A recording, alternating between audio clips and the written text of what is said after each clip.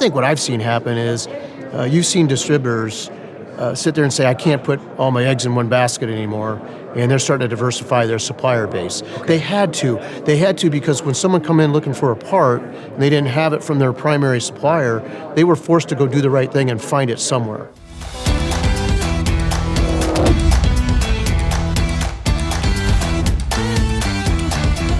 Thank you so much for listening to this week's episode of the Heavy Duty Parts Report. As you see on your screen, or you might be able to hear right now, this might be looking and sounding a little bit different than what you're used to, and that's because of a very unique situation that has occurred, and we wanted to take a few minutes before we had our conversation with Dave McCleave of Hendrickson, which, by the way, was just an absolutely great conversation.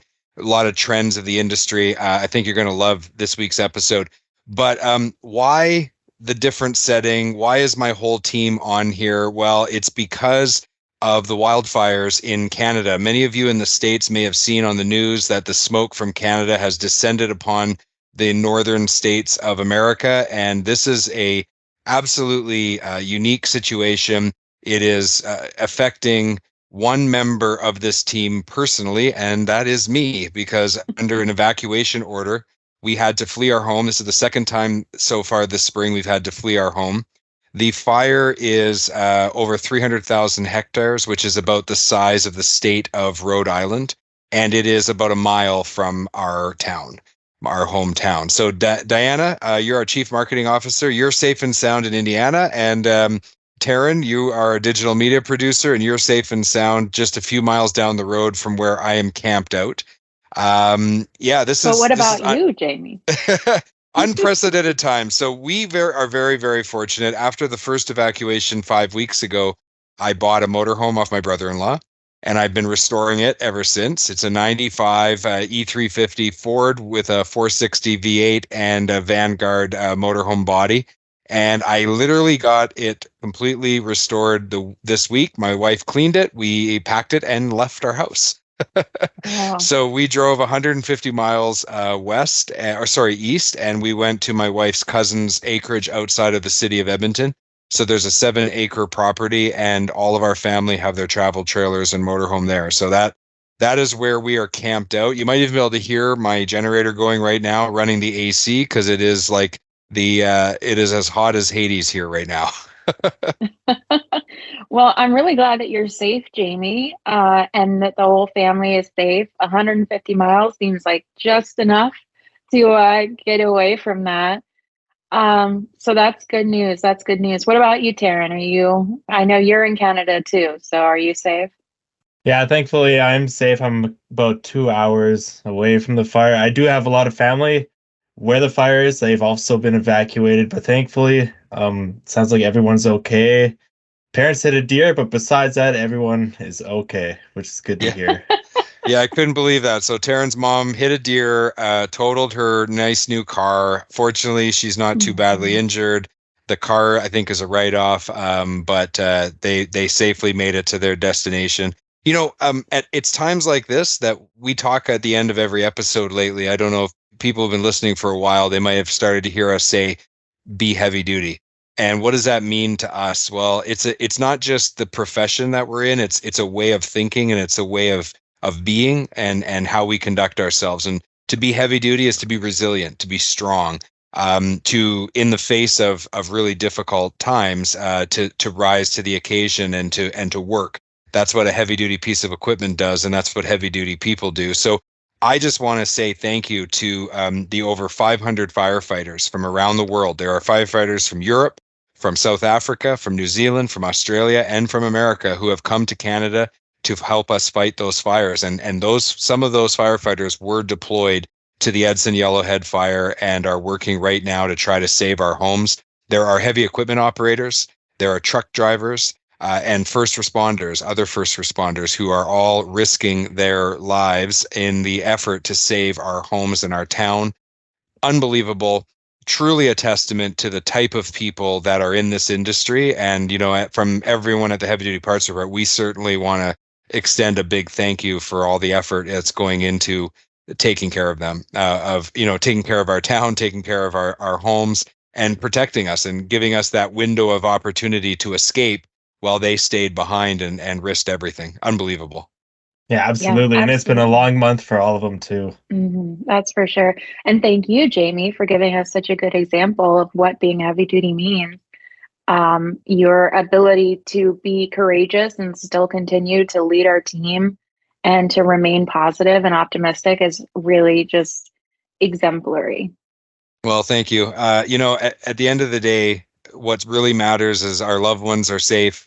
Property and physical belongings, although some of them are cherished, may be lost.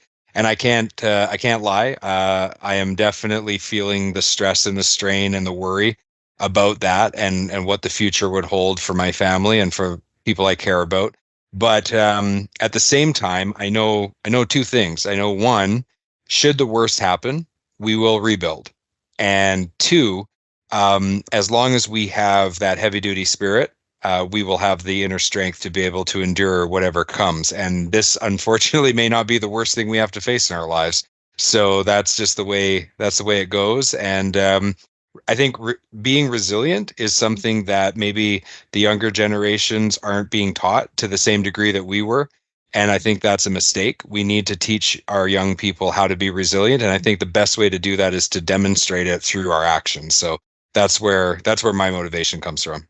Absolutely. Yeah. Living through the pandemic is one form of testing that resilience, but then you get a much closer threat to life and loved ones that really can give us the stress test that we need in order to show up and be resilient in our lives. And sometimes through these trials that we face in lives, it brings us closer together with our friends, our family, and sometimes our coworkers too, brings us closer.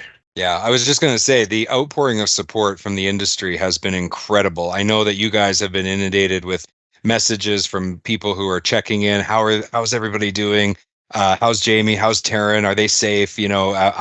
My phone just blew up with messages from literally all over North America, but also from around the world, because we've got partners that are truly global in nature. And so we've had messages all the way from countries like India and Turkey and Europe, and many of the countries in Europe like Denmark and others where people who know us and who have worked with us, whether it be at the Heavy Duty Parts Report or with our consulting business, the Heavy Duty Consulting Corporation, either way, they're worried about us, and they've that outpouring of support has been amazing.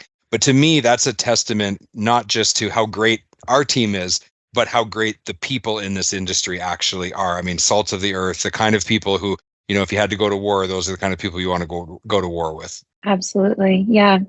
Well, thank you, Jamie, for giving us such a great check-in and for sharing your positive energy. And we're going to be talking to Hendrickson, right, in this episode? Yeah, that's right. So back in, what was it, April, we were at HCA Truck Pride's annual meeting. I got to sit down with Dave McCleave from Hendrickson. We got to talk all about trends in the industry, what Hendrickson is specifically doing to help the industry. And, it's funny. I used to say that if the end times came, we'd still put out an episode next Monday. And although the end times may not be here, the fires of hell came very close to our front door, and we're still going to put out an episode on Monday. So that's why we're recording this right now. It might look a little different, but we're still going to keep our word to our audience for sure. That's right. Our audience is everything to us. We keep our word. And so thank you. Big thank you to my team. For everyone listening right now, I just want you to know these are two of the people who have been with me from the beginning. They believed in the vision. They have been supporting me from day one. Without them, this doesn't happen. And so to both of you, thank you. And let's listen into the conversation with Hendrickson. And after the end of this episode, we're just going to exit right out of that interview. And we will close the episode. And hopefully next week's episode will be back to normal. But I don't know that will be the case, because it doesn't look good right now. It looks like this is going to be an evacuation that'll be for the long haul. So we'll see what happens. But to everybody, thank you for listening. I hope you appreciated hearing about this update, and enjoy the Hendrickson conversation. We're going to take a quick break to hear from our sponsors. We'll be right back. This episode of the Heavy Duty Parts Report is brought to you by Find It Parts, your ultimate destination for heavy-duty truck and trailer parts. Discover a vast range of parts at finditparts.com. Don't spend hours a day looking for parts. Instead, visit finditparts.com and get them right away. Parts availability and quality have a big influence on fleets and owner-operators' total cost of operation. If they can't find a part, it means more downtime.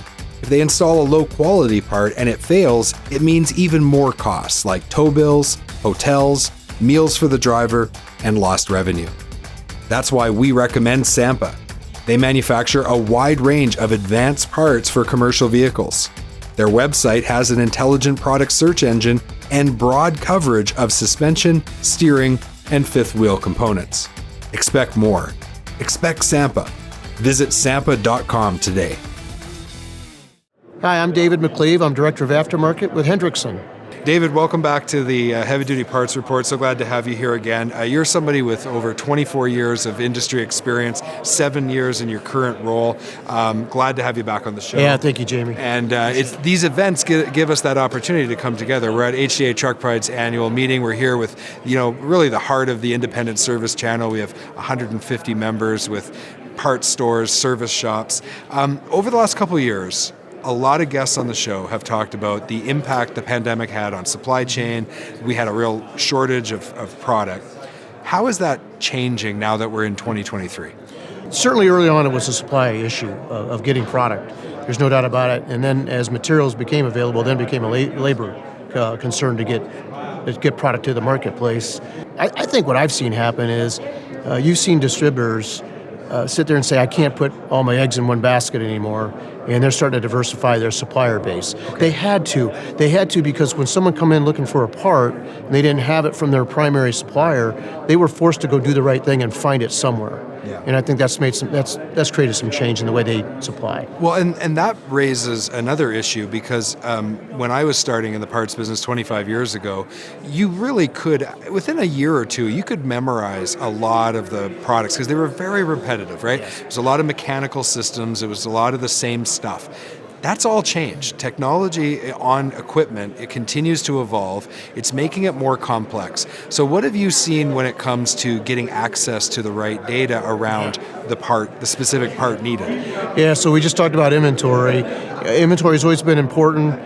It was always key if availability was key. I think that's more important than ever now. I said, however, people have inventory now, so it comes down to who can identify the right part the fastest. Right. And I think technology is really kind of enabling that with all kinds of digital resources. The websites themselves have gotten extremely powerful in what they can provide in the way of rich data.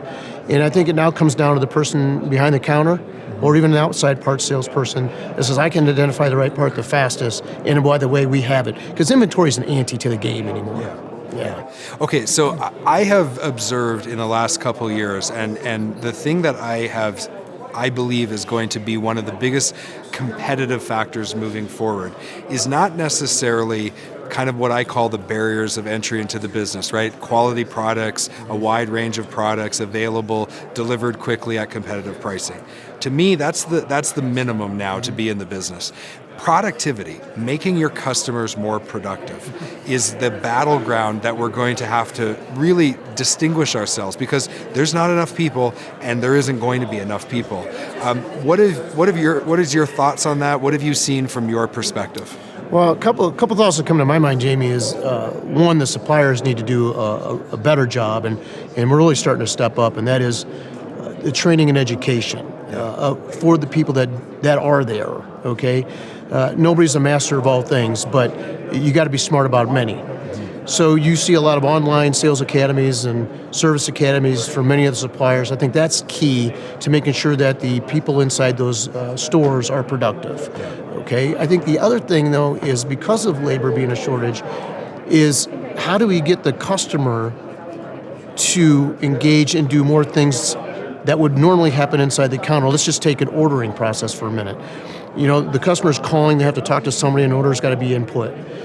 So what if we've had fleet managed inventory, we've had distributor managed inventory, but I think the pandemic and technology now is in a position to really enable it and exacerbate that, to where now all of a sudden that fleet says, I don't need to talk to somebody now, and I can just, this system's going to take care of the inventory that I need. The order's automatically going through, and now that takes a little bit of that burden off the distributor, and all of a sudden the people that they're having a shortage with maybe isn't a crisis like it was. It's still important, but maybe not a crisis. Yeah, okay, so I'm glad that you said that it takes the burden off of the distributor, because I think when a distributor hears kind of the premise of what you just laid out, they say, well, where do I play a role? How do I add value then in that supply chain, right, from manufacturer to the end user? So what is your perspective on that? My perspective is they play an important and crucial role in that. I mean, that's where the relationship is. Yeah. Even with technology allowing the parts to flow seamlessly, that relationship is.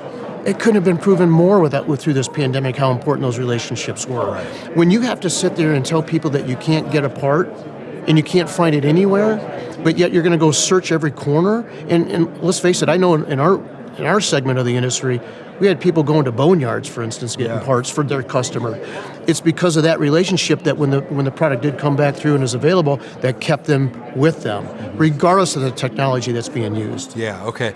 And I think, though, what could potentially happen, though, is if you have a distributor who doesn't keep up with technology, especially on making it seamless for the customer to buy, they could then get left behind, right? Because if you have a choice between someone that I have to stay on hold for 30 minutes to get through to a counter versus just being able to put through the order and have it delivered within a couple hours, no matter how strong the relationship is, over time, because the fleets have labor shortages too. Absolutely. So they're going to keep hitting the easy button. So I think it is incumbent on the distributors to take the appropriate investments and keep up with the trends of technology and making it more productive for their customers. That's the winning combination, where we keep the best parts of the traditional distribution model together, but we also add technology in there to help everybody get the job done. Jamie, you said it really well. The only thing I would add is, one, you absolutely have to evolve. We all have to. We've all have evolved. Take yourself out of this business. Look at your home life and how much you've evolved. I guess what I'd want to add, to that particular thing is that's why events like this are so important. Because if you're at home in a vacuum, taking care of your own business, you're not seeing the entire outside world and what could really, really come into play to help you out. Yeah. These events can do that for you. Yeah, 100%. Yeah, and please, one of my favorite sayings about this is that some people have convinced themselves that what they don't do doesn't work. That's a dangerous premise. Yeah, I would agree with You that, can get into 100%. trouble really quickly. Absolutely. Let's talk about evolving equipment and the technology that comes with that. So everything's going smart. Yes. A lot of things are being electrified. What are the trends right now with trucks and trailers with these types of products? Like we need like 10 hours to talk about that, but pick one or two from Hendrickson's perspective. Yeah, it is absolutely, smart tractors and trucks, they've been out there and they're getting smarter and smarter, and the trailers now there's a need for the trailers to be smart. We always had locators on them, but the GPS locators, but things that, making sure that the door is closed, making sure the refrigeration is at the right temperature, having, to be able to see what's going on inside the trailer at the same time. But I think from our perspective, we've got a product called Watchman that is not only a tire deflation system, but will also take a look at, TPMS, take a look at each tire and the position to tell you what the actual PSI is. And then there's a number of other things that it's set up to do in the way of watching, wheel end health. Yeah. Okay? So those are important because nobody wants a thermal event in the industry or a wheel off situation. Right. Okay? So it's technology like that can really help the fleets on the back end say, hey, I understand what's going on with this thing. Let's get it in before there is an issue. In other words, it's planned downtime and not unplanned downtime. Right. I had an industry expert recently say we're all one wheel off away from being out of a business. Yes, right? That's right. Yes, that is correct. Yeah. So one of the things that I benefited from in my career on the parts side is oftentimes as I was learning, I would pick certain areas to kind of specialize in, and boy, that was really useful to me as I progressed through my parts career, because when economic ups and downs came, you don't get rid of the person who has those specialties but also has maybe like a wide range of experience. So if you were talking to a technician today, what kinds of areas would you recommend that they focus on specializing in? Because things are really changing with technology, right? So diagnostics are becoming a big thing, but where would you recommend, say, look, you're a new technician, focus on this. This is going to really help you in your career. I would absolutely say you need to start looking for people that have some computer and IT savvy in them. I mean, that's where it's really going. The electronics are huge. And, look at your own personal car. It's a computer on wheels. And the truck and the tractors are becoming that as well. So I would say you need to have technicians that run the entire gamut. The foundation. Yeah, absolutely. But where we're going in the future with smart trucks and trailers, you really need to have somebody that can hone in on electronics. For sure. Yeah. When it comes to the trailers, you've talked about how the trucks kind of have been leading the way, but the trailers are quickly coming behind. You listed a couple of those examples. What other areas, and especially if you're an independent like the HDA Truck Pride members, what kinds of areas can they focus on to try to provide a more complete solution to their customers? Well, there's a couple things I want to say about the smart trailer and smart tractors, is that some people start to think because of that, it's going to drive the product back to the dealerships. Yeah.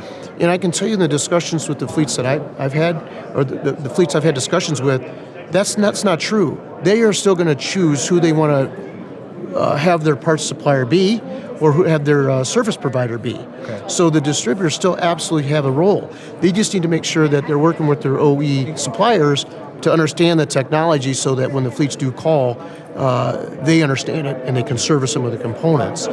But I think I did want to make sure I added that in on the whole smart side of things. Yeah, that makes sense. I know, and that's an important thing because the independent side is at risk as more vertical integration occurs on the dealer side. They also have access to a lot of resources, sometimes more so than the independent. So it is incumbent on the independent to be, to continue to evolve and change their business practices so that they can keep up with this wave of technology, which is really just one wave after another. It is. It really is. And that's what we're here for. And that's why we're at this event as well. So I think it's incumbent upon both parties to make sure we're well educated across the board and let them know what's coming down the road and make sure they're prepared. Yeah.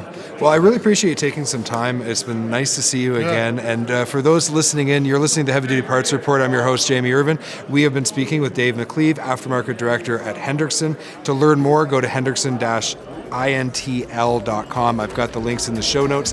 David, thanks for coming on the show. Hey, thank you, Jamie. Appreciate it. Thanks for having me. Yeah.